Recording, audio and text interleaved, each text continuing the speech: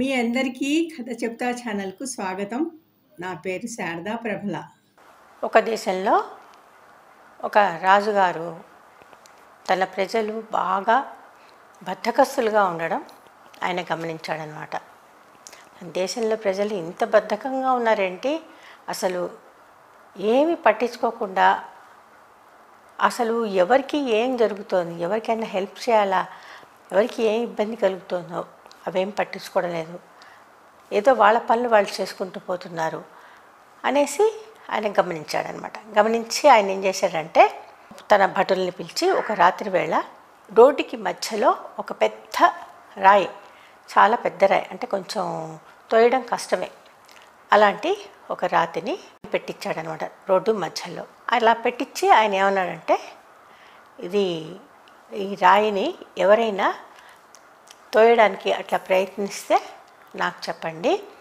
అసలు అలా కాకుండా ఏం చేస్తున్నారు ప్రజలు, ఇది కనీసం దీన్ని తోయడానికైనా ప్రయత్నిస్తున్నారా లేదా, లేకపోతే ఎవరికైనా వాళ్ళకి ఇబ్బందిగా ఉంటే సహాయం చేయడానికైనా ఏమన్నా ప్రయత్నం చేస్తున్నారా లేదా అనేది మీరు కనుక్కుని చెప్పండి, చాటుగా మీరు గమనించి ఏం జరుగుతుందో నాకు చెప్పండి అని తన భటులకి చెప్పాడనమాట.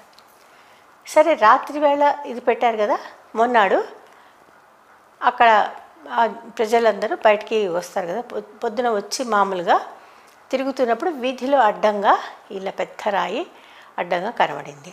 అబ్బాయి, ఈ అడ్డురాయి ఏంటి ఇక్కడ మనకి అసలు నడవడానికి లేకుండా ఎవరు పెట్టారు అని తిట్టుకుంటున్నారు, కానీ కనీసం దాన్ని పక్కకి తోయడానికి కూడా ఎవరు రావటం లేదు.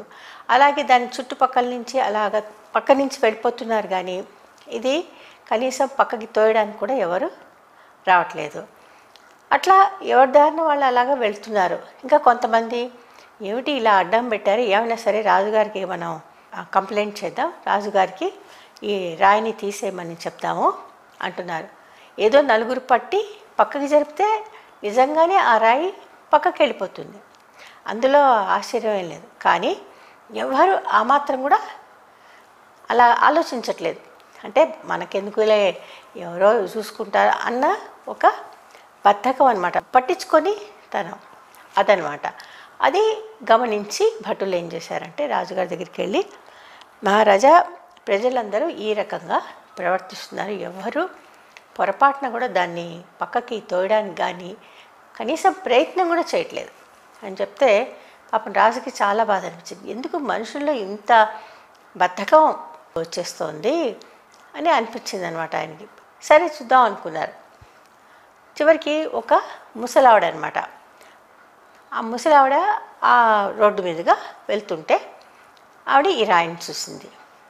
ఏంటి ఇలాగా అడ్డుగా రాయి పెట్టారు, ఇలా రాయి ఉంది, కనీసం ఎవరు తోయటం లేదు, ఇది ఇలా మధ్యలో ఉండడం వల్ల అందరికీ కష్టమే, ఎవరు ప్రయత్నం చేయట్లేదు, సరేలే పోనీ నేనైనా ఏమన్నా దాన్ని పక్కకి జరపడానికి ప్రయత్నం చేద్దాం అనుకుంది. నిజానికి ముసలి అవ్వకి అది సాధ్యం కాదు. అయినా కూడా ఆ అవ్వ ఏం చేసిందంటే తన ప్రయత్నంగా ఏదో కొంతైనా మనం ఏమైనా జరుగుతుందేమో అని ప్రయత్నం చేద్దామని ఆ రాయిని పక్కకి తోయడానికి ప్రయత్నించింది. కానీ తను ముసలిది, దానితో ఆ రాయి చాలా పెద్దది, అందుకని అది కొంచెం కూడా పక్కకి జరగలేదు. పాపం ఎంతో ప్రయత్నం చేస్తుంది, జరగటం లేదు.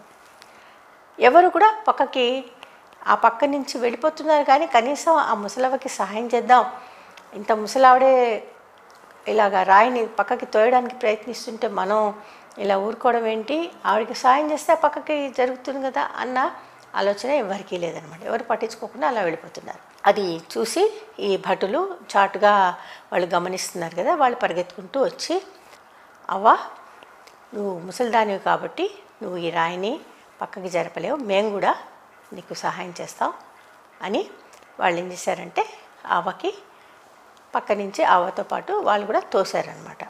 అలా అది పక్కకి జరిగిపోయింది. పక్కకి జరగంగానే ఆ రాయి కింద ఒక సంచి కనబడింది అనమాట.